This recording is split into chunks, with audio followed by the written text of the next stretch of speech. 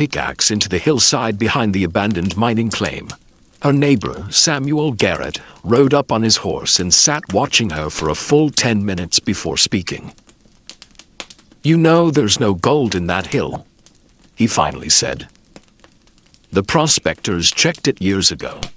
Nothing but clay and rock." Clara didn't stop swinging. "I'm not looking for gold." "Then what are you doing?" "Building a home." Garrett laughed, a sharp, dismissive sound that made Clara's golden retriever Copper raise his head and growl softly. "A home? In a hill? Ma'am, with respect, your husband left you that cabin not 200 yards from here. It's got 4 walls, a roof, and a fireplace. What more does a woman need?" Clara paused, wiping sweat from her forehead with the back of her hand. She looked at Garrett with eyes that had seen too much to care about the opinions of men who had seen too little. "My husband is dead, Mr. Garrett. The cabin he built has walls so thin I can hear the wind laughing at me through every crack. Last winter, I burned every stick of furniture we owned just to keep from freezing. And I still woke up with ice in my hair. This winter, I'm going to sleep warm. And I'm going to do it underground, where the cold can't reach me." Garrett shook his head slowly, the way men do when they've decided a woman has lost her mind, and there's no point arguing. "Suit yourself, Mrs. Whitmore. But when that tunnel collapses on your head, don't expect anyone to dig you out." He rode away without looking back. Clara returned to her work. The pickaxe rose and fell. The hill slowly opened, and Copper sat watching, his tail brushing the autumn leaves, waiting for his human to build them a place where winter couldn't follow. Thomas Whitmore had died in April, 3 days after the spring thaw revealed his body at the bottom of the ravine, where he'd fallen while checking trap lines in February. The search parties had given up after 2 weeks. The snow had been too deep, the terrain too treacherous, the odds too long. Clara had known he was dead by the end of the first week, had felt it in her bones the way you feel a change in the weather. But she'd kept a candle burning in the window until the melt came. And the truth came with it. The funeral had been brief. The sympathy had been briefer. By May, the townspeople had moved on to other concerns, and Clara had been left alone with a cabin that leaked, a dog that mourned, and a piece of land that nobody wanted, because it was too far from water, and too close to the mountains where the worst weather bred. She could have sold the claim and moved to town. She could have found work as a seamstress or a cook or a laundress. Could have traded her independence for the security of walls that someone else maintained. The respectable widows did this. The sensible widows did this. Clara was tired of being sensible. She had grown up in a mining family in Cornwall, England, where her father and brothers had spent their lives crawling through tunnels carved into the earth. She had heard their stories around the dinner table. Stories of underground chambers that stayed the same temperature year-round, cool in summer and warm in winter, protected from storms that raged helplessly above. She had visited the old mines herself as a girl, had felt the strange comfort of being wrapped in earth, and had never forgotten the lesson. The surface world was hostile, unpredictable, deadly. But the underground world was stable. The underground world was safe. Her husband had called it foolishness when she'd suggested building a root cellar their first year on the claim. "We're not moles," he'd said, laughing. "We're people. People live above ground."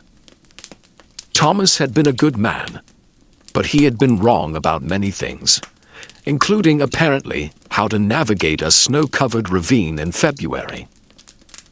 Clara had spent the summer preparing. She'd studied the hillside, looking for the right combination of soil stability, drainage, and orientation. She'd read every book about mining and excavation that the Territorial Library possessed. All three of them. She'd talked to old prospectors in town, buying them drinks in exchange for advice about shoring and ventilation, and the secrets of keeping a tunnel from becoming a tomb. And when the leaves began to turn, she'd started digging. The work was harder than she'd imagined, harder than the stories had made it sound, harder than the books had described, harder than anything she'd done in her 31 years of living. The first 3 feet were the worst. The topsoil was rocky and root-tangled, fighting her pickaxe with every swing. She found stones the size of her head buried just beneath the surface, each one requiring an hour of prying and levering to remove. Her hands blistered, then bled, then blistered again over the wounds. Her shoulders screamed. Her back threatened to give out entirely. But she kept going.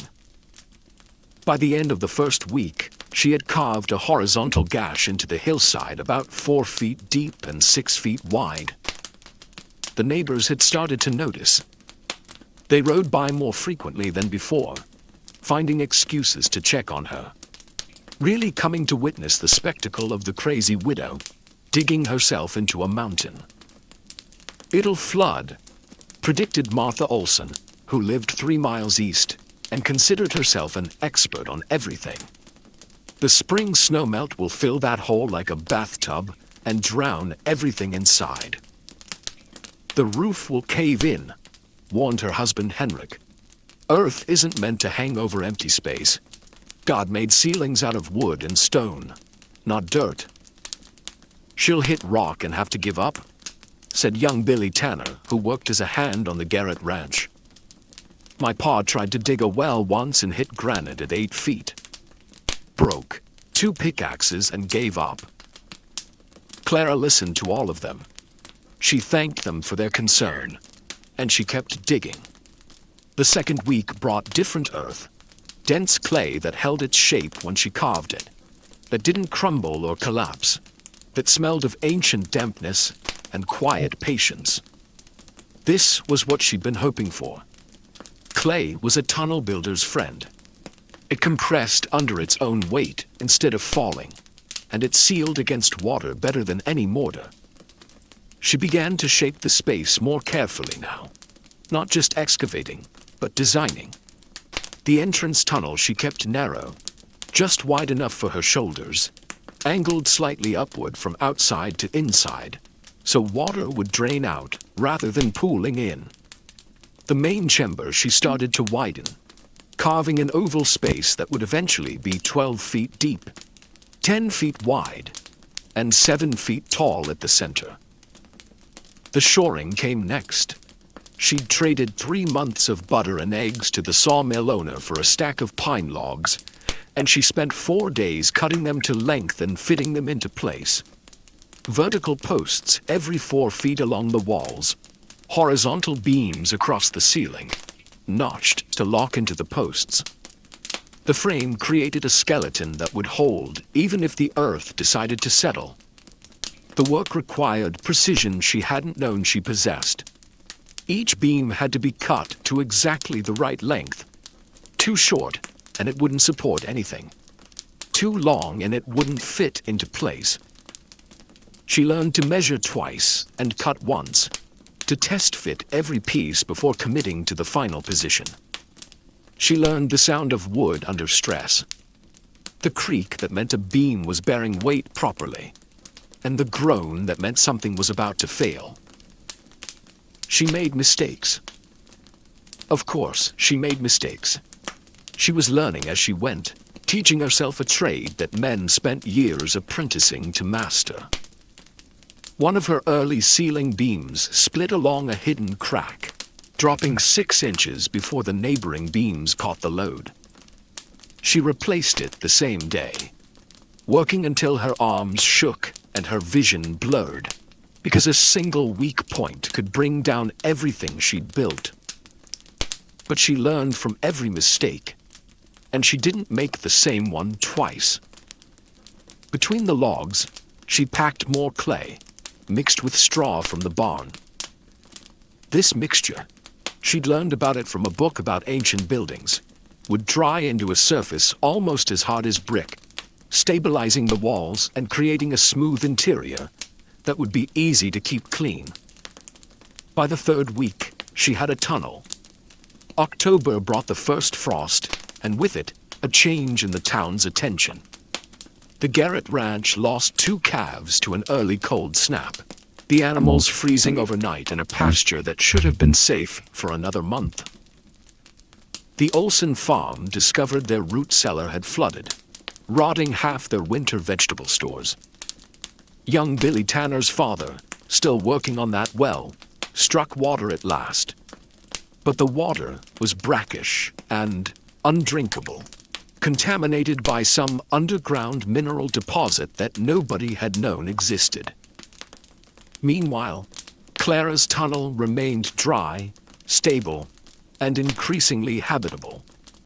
She had finished the main chamber and started on the fireplace, a stone structure built against the back wall, with a chimney that rose through the earth at an angle until it emerged from the hillside 20 feet above. The design was based on the old Cornish mine ventilation systems. The angled chimney would draw smoke out while preventing rain and snow from falling in. The fireplace itself was small, barely 2 feet wide. But in an enclosed underground space, even a small fire would generate more than enough heat. The townspeople stopped laughing and started watching. Samuel Garrett came by again in late October, this time without the smoke. He stood at the entrance of the tunnel. She'd framed it with timber now. A proper doorway, with a heavy oak door she'd salvaged from an abandoned homestead, and peered into the darkness within. "Can I see inside?" Clara handed him a lantern. "Mind your head at the entrance. It opens up once you're past the first few feet." He ducked through the doorway and disappeared. For a long moment, there was silence. Then his voice echoed back, muffled by earth. "Good Lord." When he emerged, his expression had changed entirely. The dismissiveness was gone, replaced by something that looked almost like respect. "It's warm in there. Must be 15-20 degrees warmer than out here." 55 degrees, Clara said. "The Earth maintains that temperature year-round at this depth. Cooler than a summer day, warmer than a winter night. It's physics, Mr. Garrett, not magic. You built a fireplace, underground. The chimney vents through the hillside. The smoke rises naturally. The angle prevents backdrafts. I could show you the diagrams if you're interested." Garrett stared at her as if seeing her for the first time. "Mrs. Whitmore, I owe you an apology. When you started this project, I thought... You thought I was crazy. You weren't alone." "I thought you were crazy," he admitted. "I was wrong. This is something else entirely." He rode away slowly, looking back twice before disappearing around the bend in the trail.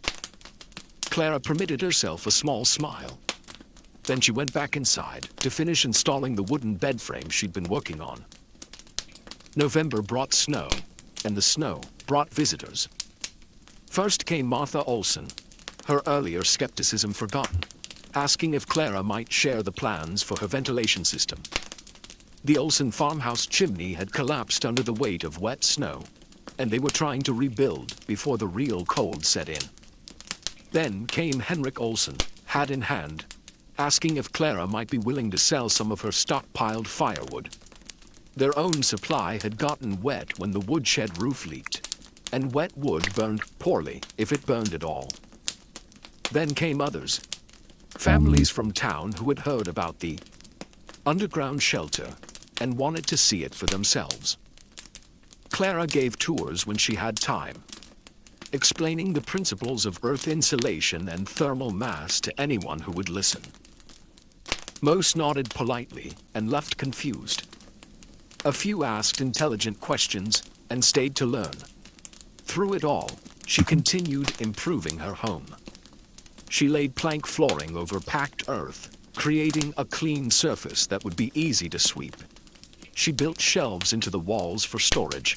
She hung bundles of pine branches from the ceiling beams, partly for the fresh scent, partly because the resin was mildly antiseptic and would help keep the air clean. She wove rugs from scraps of fabric and placed them strategically around the chamber, adding color and warmth to the earthen space. Copper had claimed his spot immediately, a worn blanket beside the fireplace, where he could watch both the flames and the tunnel entrance. He seemed to understand, in the way that dogs sometimes understand, that this place was special, that his human had built them something important. By December, the shelter was complete.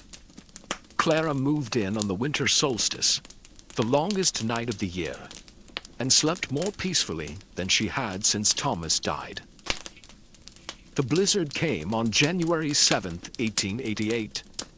It would later be called the schoolhouse blizzard, the children's blizzard, the storm that changed everything. It would kill hundreds of people across the Northern Territories, many of them children caught between school and home when the weather turned. It would freeze cattle in pastures, and travelers on roads, and families in houses that couldn't hold back the cold. Clara experienced none of this directly.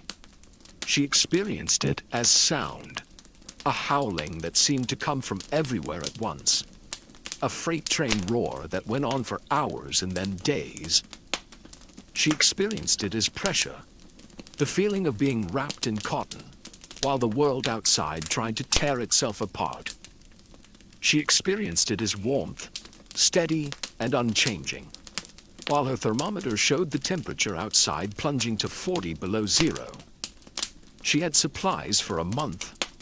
She had firewood stacked against one wall, seasoned pine and oak that burned clean and hot. She had water from a spring she'd tapped at the back of the chamber, where groundwater seeped through a crack in the rock and collected in a basin she'd carved for it. She had food, preserved meat and vegetables, dried beans and flour, salt and sugar and coffee. She had her dog, her blankets, her books, and absolutely no reason to venture outside until the storm passed. So she didn't. She read by lantern light while the world ended above her. She cooked simple meals on the grate she'd installed over her fire pit.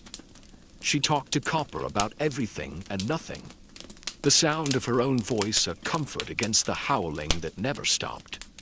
She slept and woke and slept again, losing track of time in the unchanging lamplight of her underground world.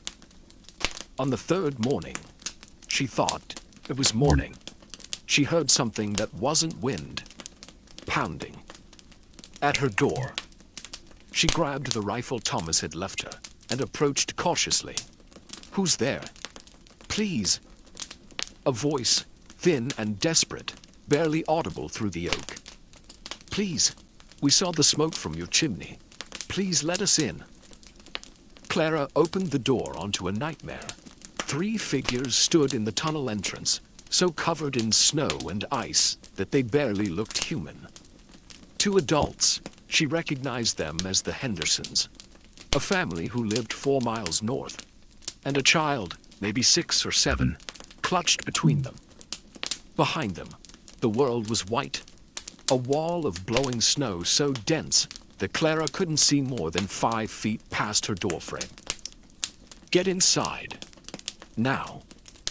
They stumbled through, and she slammed the door against the wind that tried to follow them. The temperature in the chamber dropped 10 degrees in the seconds the door was open. She could feel the cold trying to push its way in, a living force that wanted what she had. The Hendersons collapsed on her floor, shaking so violently they couldn't speak. The child, their daughter Emma, was silent and still, and for a terrible moment, Clara thought she was dead. Then the girl's eyes opened, focusing slowly on the fire, and she made a sound that was half sob and half moan. "Alive." They were all alive. Clara worked quickly. Blankets first, then hot water from the kettle she kept simmering, then warm broth spooned into mouths too cold to chew solid food. She stripped off their frozen outer clothes and replaced them with dry blankets, with quilts, with anything that would hold heat against skin that had nearly forgotten what warmth felt like. It took 6 hours before any of them could talk properly. "Our house," Mrs. Henderson whispered, her voice raw from cold and tears. The wind took the roof, just peeled it off like paper. The walls started falling after that. We had to run. "We saw your smoke," Mr. Henderson added. His fingers were white, the early stages of frostbite, but Clara thought they might recover if she kept them warm and elevated. "We didn't know where else to go. Everyone else is too far. We never would have made it." "How did you know about this place?" "Everyone knows about the crazy widow who dug herself into a mountain." He tried to smile, but the expression faltered. "Doesn't seem so crazy now." Clara looked at her small shelter, now crowded with 3 extra bodies and the accumulated terror of a night spent running through the apocalypse. "No," she said quietly. "I suppose it doesn't." The Hendersons were the first, but not the last. Over the next 2 days, while the storm continued to rage, 5 more people found their way to Clara's door. Young Billy Tanner, separated from a search party looking for lost cattle. An old prospector named Jenkins, who had been caught out in the open, and followed the smoke signal of Clara's chimney for 2 miles through whiteout conditions. A woman named Sarah Cross and her infant son, refugees from a farmhouse that had become a freezing death trap when the fire went out and wouldn't relight. Clara's shelter, designed for 1 woman and her dog, held 9 people by the time the storm finally broke. They slept in shifts, 3 or 4 at a time on the bed and floor, while others sat against the walls. They rationed food carefully, stretching Clara's supplies to feed everyone. They kept the fire burning constantly, the small chamber staying warm despite the impossible cold outside. They talked and prayed and told stories to keep the fear at bay. Little Emma Henderson stopped shaking by the 2nd day, though she refused to let go of her mother's hand for even a moment. Billy Tanner, who was only 19 and had never been close to death before, wept quietly in the corner when he thought no one was looking. The old prospector Jenkins told tales of winters he'd survived in the mountains, each story more harrowing than the last. Though Clara suspected he was exaggerating to give the others something to focus on besides their fear. Sarah Cross nursed her infant son in the warmest corner, near the fireplace, singing softly to him, in a language Clara didn't recognize. The baby, his name was Michael, seemed oblivious to the catastrophe, sleeping and eating and crying with the uncomplicated demands of a creature too young to understand that the world had nearly ended around him. Clara found herself thinking of Thomas during those long hours, wondering if he had been afraid when he fell, if he had known what was happening, if he had thought of her in those final moments. She hoped the end had been quick. She hoped he hadn't suffered the way these people had suffered, struggling through miles of killing cold with death whispering at their backs. She hoped, wherever he was, he could see what she had built, what she had become, and they survived. When the wind finally stopped on the morning of January 10th, Clara opened her door onto a world transformed. The snow was drifted 15 feet high in places, sculpted into alien shapes by wind that had blown without pause for 3 days.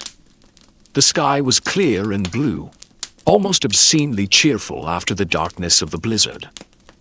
The temperature had risen to merely bitter, 10 below zero, practically balmy compared to the depths of the storm. One by one, Her refugees emerged, blinking in the sunlight like creatures from another world. "My God," whispered Mr. Henderson, looking at the buried landscape. "How did anyone survive this?" Many hadn't. Over the following weeks, as the community dug itself out and took stock of the damage, the death toll mounted. Frozen bodies found in snowdrifts, collapsed houses with families still inside, children who had tried to walk home from school and never arrived. The blizzard had killed more than 300 people across the territories, and the number might have been higher, if not for the random miracles that had saved some and condemned others. Clara's shelter was one of those miracles. The story spread quickly. The widow Whitmore, who had dug herself into a hillside while everyone laughed, had saved 9 lives during the worst storm in living memory. The newspapers picked it up. The territorial governor mentioned it in a speech about preparedness and pioneer resilience. Strangers started showing up at Clara's claim, wanting to see the underground shelter that had become famous. She turned most of them away, but she welcomed the ones who came to learn. That spring, Clara taught her first class in earth-sheltered construction. 17 students showed up. Farmers, ranchers, townspeople who had lost homes or loved ones in the blizzard and were determined never to be that vulnerable again. Clara showed them everything: how to choose a site, how to evaluate soil stability, how to dig and shore and ventilate and waterproof. She demonstrated the fireplace design that kept her smoke flowing out and the warmth flowing in. She explained the physics of thermal mass and the engineering of underground drainage. By autumn, there were 8 new underground shelters in the valley. By the following spring, there were 20. Within 5 years, the technique had spread across the northern territories, adapted and modified for different soils and climates, but always based on the same principles Clara had learned from her father's stories and refined through her own desperate necessity. Some builders improved on her design. A Swedish immigrant named Lindqvist developed a better ventilation system that prevented moisture buildup in humid conditions. A former military engineer created standardized plans that even inexperienced builders could follow. A group of Blackfeet craftsmen combined Clara's underground principles with their own traditional knowledge, creating hybrid structures that were better suited to the specific conditions of their homeland. Clara welcomed all of it. She visited the new shelters when she could, offering advice and encouragement, learning from the innovations that others had made. She collected the improvements and incorporated them into her teaching, so that each new student benefited from the accumulated wisdom of everyone who had come before. "Knowledge isn't like gold," she told her students. "Gold gets smaller when you share it. Knowledge gets bigger. Every person who learns from me and teaches someone else makes the whole community stronger." She never charged for the teaching. She accepted donations when people offered. Firewood, food, labor on projects she couldn't complete alone. But the knowledge itself she gave away freely. It seemed wrong to profit from survival, wrong to put a price on something that might mean the difference between life and death for someone else's family. "You could be rich," Samuel Garrett told her once, years later, when the underground shelters had become a common feature of the landscape, and Clara's name was known throughout the territory. "You could have patented the design, charged licensing fees, built an empire." Clara was sitting at the entrance of her shelter, watching the sunset paint the mountains gold while copper, old now, gray around the muzzle, but still loyal, dozed at her feet. "I'm already rich," she said. "I have a home that keeps me warm. I have work that matters. I have a dog who loves me and neighbors who respect me. What else does a woman need?" Garrett had no answer for that. Clara Whitmore lived in her underground shelter for another 37 years, until her death in the winter of 1924 at the age of 68. She died in her sleep, in the bed she had built with her own hands, in the room she had carved from a hillside, while everyone told her she was crazy. Copper had died years before, had been buried in a small grave at the top of the hill, where the chimney smoke rose and dispersed into the mountain air. Clara had gotten other dogs since, had loved them and lost them, and loved them again. But Copper had been special. Copper had been there at the beginning, had watched her dig the first shovelful of dirt, had been the first to sleep warm in the shelter that would save so many lives. She was buried beside him, at her own request. The grave marker was simple. Clara Whitmore, 1856-1924. She dug deep and found warmth. The shelter still stands today, maintained by the Historical Society as an example of pioneer ingenuity. Visitors can walk through the entrance tunnel, duck through the timber-frame doorway, and stand in the oval chamber, where 9 people survived the worst blizzard in territorial history. The fireplace still works. The spring still seeps through its crack in the rock. The earthen walls still hold the steady 55-degree temperature that Clara discovered more than a century ago. The guides tell her story to every group that passes through. They explain the physics and the engineering, the history and the tragedy. The woman who was mocked for digging a hole and ended up saving a community. But the part of the story that resonates most, the part that visitors remember long after they've forgotten the technical details, is simpler than physics or engineering. It's about a woman who lost everything and decided to build something new. A woman who faced an impossible winter and carved out a space where impossible didn't apply.